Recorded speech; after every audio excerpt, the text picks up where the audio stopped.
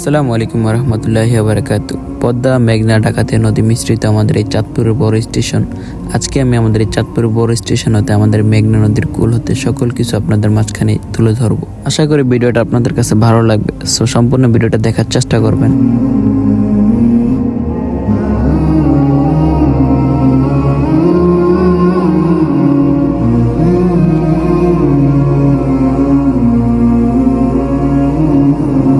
এটা হচ্ছে আমাদের মেঘনা নদীর পার। দেখতে পারতেছেন আমাদের মেঘনা নদী কতটা সুন্দর এবং কতটা শান্ত।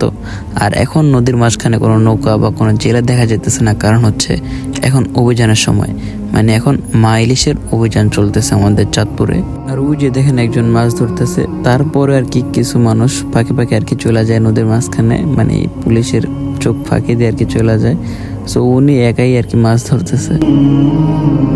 আর এটা হচ্ছে আমাদের নদীর কুল থেকে নদীর ভিউ, সাথে আকাশ। আপনাদের কাছে কিরকম লাগে জানাবেন। আমার কাছে তো জাস্ট অসাম লাগতেছে, মাশাআল্লাহ। এখন আপনারা দেখতে পাচ্ছেন ড্রোন শটে আমাদের বড় স্টেশনটা, এক কথায় অসাধারণ। আর এই জায়গায় বসে সূর্যাস্ত দেখতে যে কি ভালো লাগে তা বলে বোঝানো যাবে না। আর এটা হচ্ছে আমাদের 10 নং লক্ষ্মীপুর মডেল ইউনিয়নের শাহাবুদ্দিন স্কুল। চাঁদপুরের মধ্যে ওয়ান অফ দ্য ফেমাস জায়গা বলা যায় শাহাবুদ্দিন স্কুলকে। তাছাড়া অনেক দূর দূরান্ত থেকে মানুষ এই স্কুলটা দেখতে আসে। আর এখন তো যে দেখতে পাচ্ছেন কাশফুল, এই কাশফুলের জন্য আর ওই জায়গাটা বিখ্যাত হয়ে গেছে। অনেক দূর দূরান্ত থেকে মানুষ এই কাশফুল দেখতেও আসে, সাথে স্কুল, সাথে কাশফুল, আর এরকম ভিউ জাস্ট অসাম, তাই না?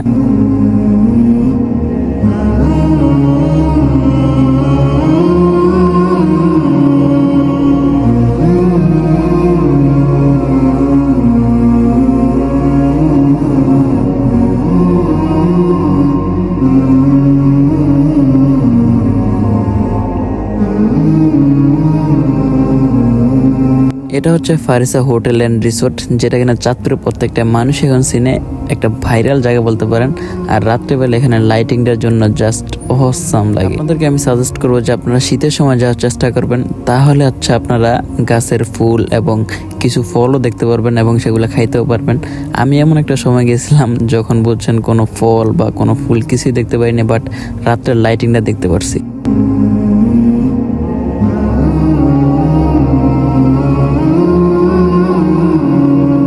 এখন আপনারা যে জায়গাটা দেখতে পাচ্ছেন এটাকে বলা হয়ে থাকে মধ্যের চর, মানে দুই পাশে নদী, মাঝখানের চর। সো আমরা আমাদের হরিণা ফেরিঘাট থেকে আর কি ওই পারে ঘুরতে গেছিলাম আর কি, চর ভবন বলতে পারেন। সো অনেক মজা টজা হলো, মানে আমাদের চাঁদপুরে থাকলে আপনি ভাই বিনোদন পাবেন ভরপুর। আমাদের এই নদীতে কিছুক্ষণ ট্রলার ভ্রমণ করলাম। ট্রলার ভ্রমণ করতে আমার বেশ ভারী লাগে।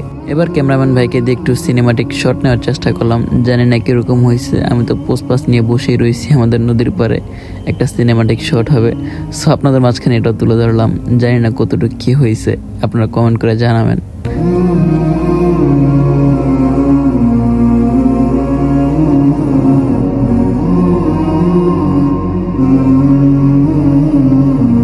এটা হচ্ছে আমাদের খাল। আমি আমাদের ব্রিজের উপর থেকে শ্যুটটা নিয়েছি। ওয়েদারটা জোস ছিল, সাথে গুরু গুরু কিছু বৃষ্টি হইতেছিল।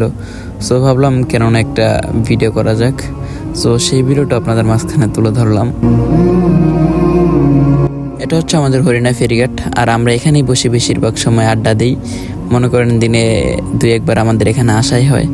আর এই জায়গাটাকে চাঁদপুরে এমন কোনো মানুষ নাই যে চিনবে না। আই থিঙ্ক 80% মানুষ এই জায়গাটাকে চিনবে।